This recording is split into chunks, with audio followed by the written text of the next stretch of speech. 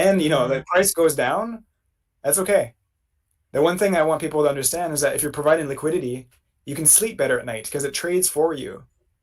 And if you believe in PulsePup or in Pulsechain long term, you can have some in liquidity and it just goes up and down, and then you make a fee on that. So on a red day, you're not screaming. It's like, okay, I made some fees on this downturn, and I can just DCA and I can buy on the red days and sell on the green days. It's not that hard. And then rest your nervous system. Have a percentage in liquidity, and red day, buy. Green day, sell some. Not everything, but just have like a rule plan, and then you won't have anxiety. Yeah, because one thing that Sonny often said a lot of as well is when it's selling, it's actually better because there's so much more volume that's coming through. So it's actually a better condition for liquidity providers. And then deduct the whole anxiety thing, which I mean, I'm very big on mindset. This is something that I'm constantly trying to adjust my portfolio to like minimize. I mean, even though I'm like really trying to take care of my mindset and minimize stress and anxiety, there's still something about charts that will still trigger something in you just by the condition. Like if you go out into the desert, you're going to get hot. Doesn't matter how powerful your mind is. It's going to be like, well, it's bloody hot here. It's like 50 degrees. I'm dying. I need to drink water. It's the same thing as charts. It doesn't matter how sharp your mind is. There's still something in that triggers something in your mind, some kind of emotional response, and you can detach yourself from it, which I'm getting very good at it, but it's still there and it's like an inevitability. So if you can actually remove that in a way that by structuring your portfolio in a particular way, you're also supporting the ecosystem for one, and two, you're supporting your own mind because people don't realize like how much anxiety and stress is actually quite literally killing you. It's shortening your lifespan. People haven't actually switched on to this idea. We're so into longevity, but we don't realize that stress and anxiety is actually shortening our lifespan. It's like a real epidemic. So, um, amazing, man. Is there anything else that you want to talk about with Pulse Pup? Well, I think one thing I wanted to just touch on that anxiety piece really quickly Mm. is that I would really recommend, like, obviously not everybody has the means to, buy something and let it sit for a long time, but I think it is a really good tool is, you know, taking a few percent of your holdings of two things that you really love, like Pulse Chain and let's say Atropa, taking 3% of your bag of each, putting them together, and then put it in a wallet that you're not going to touch. And just really just like let that sit of like um, long-term rewarding. Just think about the volume that's going to go through that and it's going to build. And it does not matter if Atropa goes up or down and Pulse Chain does go up or down, really. And that could be, yeah, same thing with PLS and PLSX. Those are two things that are going to move together. So you might as well make a yield on it. If you're not going to be touching your Pulse or your Pulse X, they're going to be moving together quite nicely. You might as well make a yield on it and just don't touch it. Don't worry about swing trading too much because that does, like if you're a really competent investor, you can do some swing trades, but at least have a part of it just like on the side. And to me, I've been able to sleep so much better just by having that passive income coming in. I That's something where again you kind of have to really see it for yourself to really believe it as well, because there's such a big narrative around impermanent loss. And I just want to again touch on this. This was I mean, obviously Pulse Chain and Pulse X, and this idea of okay, I'm just going to put a very small percentage. I'm just going to see for myself. My old mindset was like, oh, very greedy, got to get in and make the most yield and do it before everybody else. But then you stress a lot because you're like, oh, it's going down, it's going up. You don't really know what's going on, but just take a small percentage, just calmly.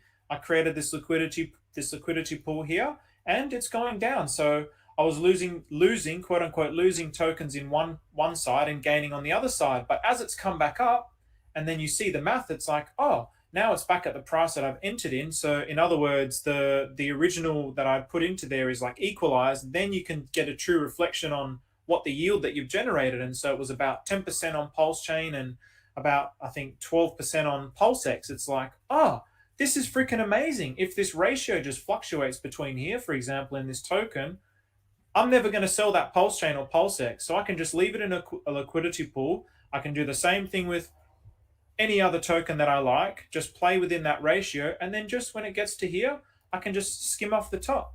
I don't have to destroy the price. I can take my 12%, I can take it out on both tokens, and then I've got something to sell on. And I've been able to sleep at night and generate yield in a way that you cannot do in any traditional financial system. And the way you can do it on Pulsechain is much better than Ethereum, for example. You can't really do that on Ethereum because by the time you take it out, the gas fee ruins your yield. This is the power of Pulsechain right now. In relation to that as well, if you're the one that's providing that liquidity, your thesis on that would be just provide that liquidity, and basically, not that you consider it lost, but you just, it's there, it's in the ecosystem, and you're forever going to leave that there. What's your kind of thinking around providing liquidity in that instance?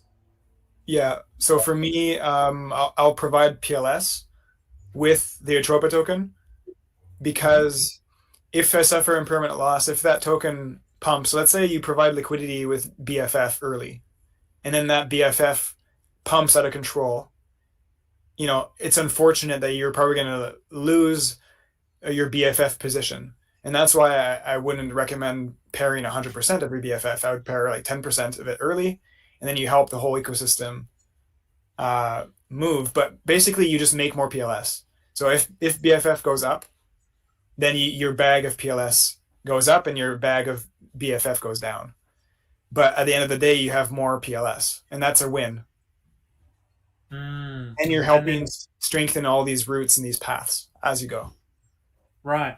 And if you do want more BFF, after a certain period of time, you could take out some of that PLS, and then on a dip, you just convert it into BFF and or add it back into the pool and just keep growing your pool like that. I like how Sunny describes it as impermanent gain. I like the positive spin on that rather than impermanent loss, because there's always this fear of like liquidity providing, because I'm going to lose a token, but you're actually gaining another. And if you just let the math do its thing, you over time you're always winning. You're always winning because you're getting the token. You're going to eventually have more of one or the other, and there's going to be dips and it's going to fluctuate. So you can trade it in a way as well that benefits you if that's what you really want. But I really love the idea of becoming a part of the ecosystem and supporting the ecosystem. I love that idea. Well, yeah, exactly. You just touched on it. What I see that is you participating as a community member to allow people to trade. And that's what I really love about Pulsechain, is that it's the first time that I've participated in a community within DeFi that we kind of like, obviously there's like rugs and like scammers and stuff like that. But at the end of the day, we're all collaborating together and providing liquidity in all these crazy paths. And I don't really see that done on many other blockchains. I don't think it is being done. And like if I like a project and I like the dev, I'll go talk to the dev. I vibe with them and I trust them. So then I'll grab some of my token and I'll pair up with their token, and then we move together. And that's what I really love, and I really want to encourage is collaboration with liquidity. So in DeFi, the most collaborative thing you can do is pair liquidity with a project and burn that.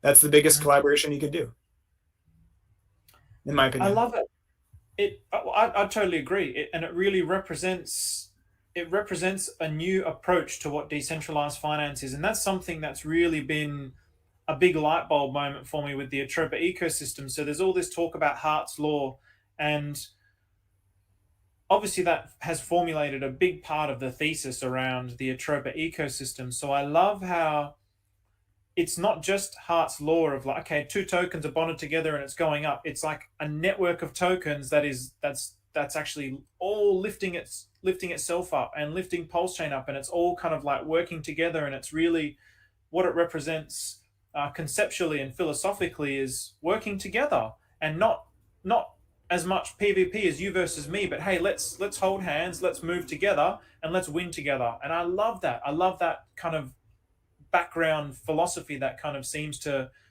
in my opinion anyway, is in the background of everything that's happening with the liquidity bonding. Would you agree with that? Yeah, you nailed it for sure. That's kind of how I see it too.